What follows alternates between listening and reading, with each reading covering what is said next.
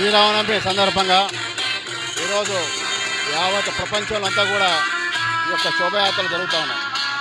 రాముల వారి జన్మభూమి రామజన్మలో అయోధ్యలో కట్టిన తర్వాత అంతటా కూడా హిందువుల యొక్క ఐక్యత చాటడం కొరకు, హిందూ ధర్మాన్ని కాపాడడం కొరకు, దేశ రక్షణ కొరకు ఈ యొక్క హిందువులంతా కూడా సంఘటితం అవుతున్నారు. సంఘటితం కావాల్సిన అవసరం కూడా ఉంది.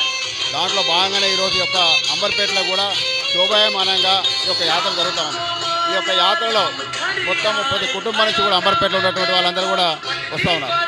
కాబట్టి ఆ కులాలకు వర్గాలకు సంబంధం లేకుండా అందరూ కూడా ఈ యొక్క శోభయాత్రలో పాల్గొంటూ ఉన్నారు.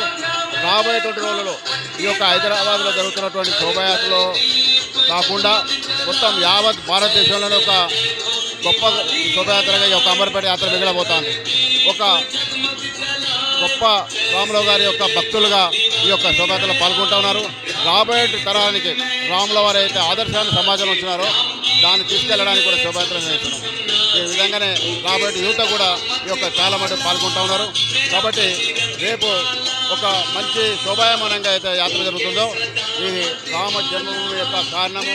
ఇక్కడ రామ భక్తులు ఎక్కువ మంది హిందువులు ఉన్నటువంటి దేశం కాబట్టి హిందూ ధర్మాన్ని కాపాడుకోవాలి. ఎక్కడైతే హిందూ ధర్మం కాపాడబడుతుందో అక్కడ సమాజం కాపాడబడుతుంది. కాబట్టి ఆ విధంగానే ఒక మంచి శోభయాత్రగా అంబర్పేట శోభయాత్ర మిగిలబోతోంది. జై శ్రీరామ్.